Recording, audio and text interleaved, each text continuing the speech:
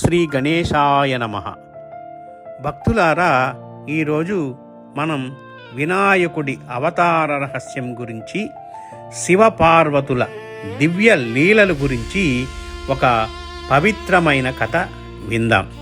మనలో ప్రతి ఒక్కరి జీవితంలో అడ్డంకులను తొలగించి జ్ఞానం మరియు శుభాన్ని ప్రసాదించే గణేశుడి పుట్టుకలో ఎంతో లోతైన ఆధ్యాత్మిక సందేశం దాగుందో తెలుసుకుందాం.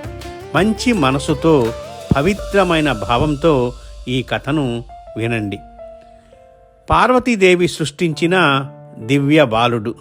కైలాస పర్వతం నిత్యం తపస్సుతో, పవిత్రతతో నిండిన దేవాలయం వంటి స్థలం.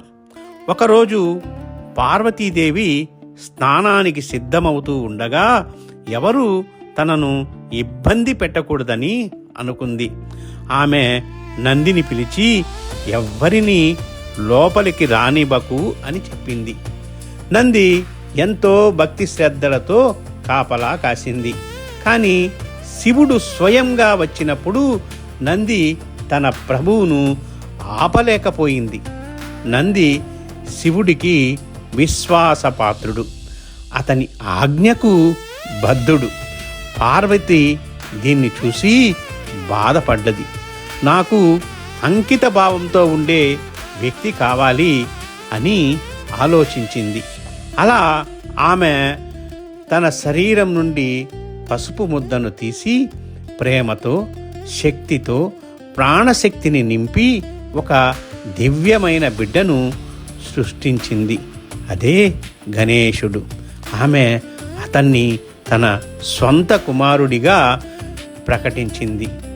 తదుపరి స్నాన సమయంలో పార్వతి గణేశుడిని తలుపు వద్ద కాపలా పెట్టింది.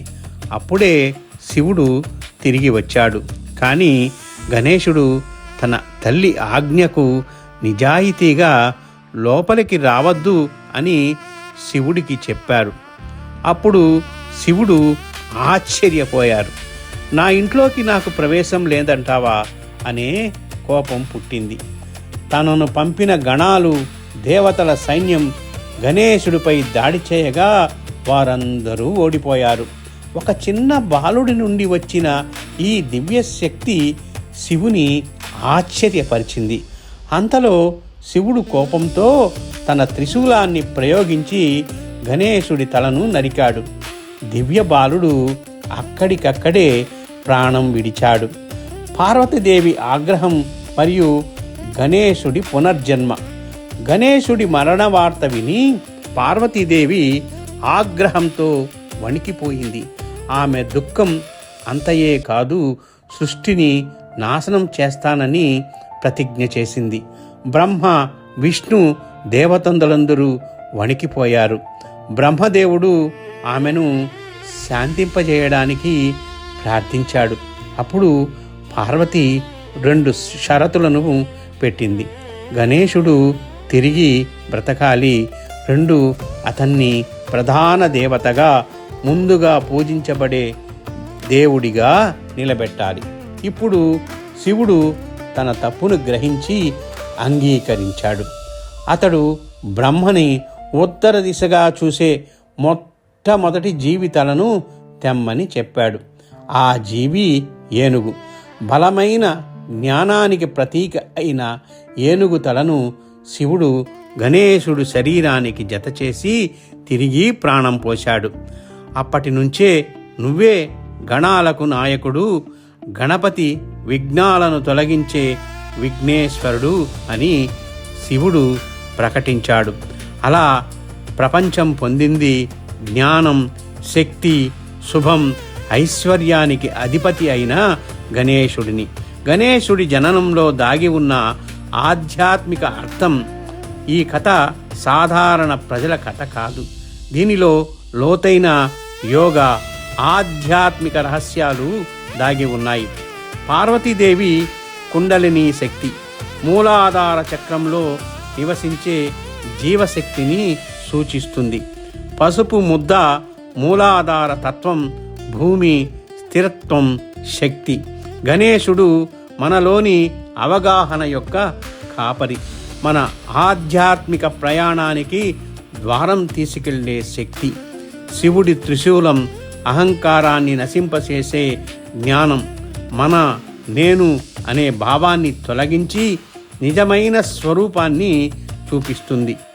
ఏనుగు తల విశ్వాత్మక అహంకారం.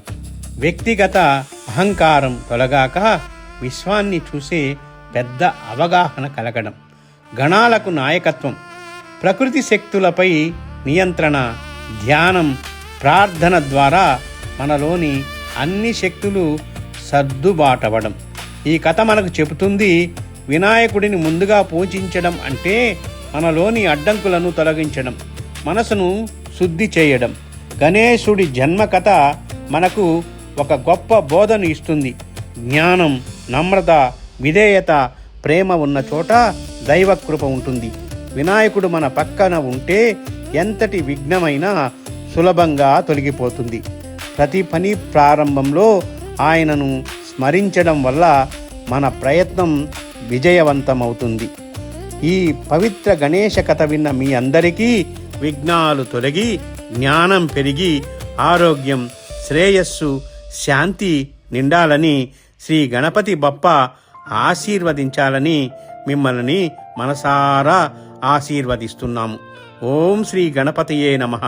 ఓం శ్రీ వినాయకాయ నమః. మరిన్ని కథల కోసం మా ఛానల్ను సబ్స్క్రైబ్ చేయండి, షేర్ చేయండి. ఓం నమో గణేశాయ నమః.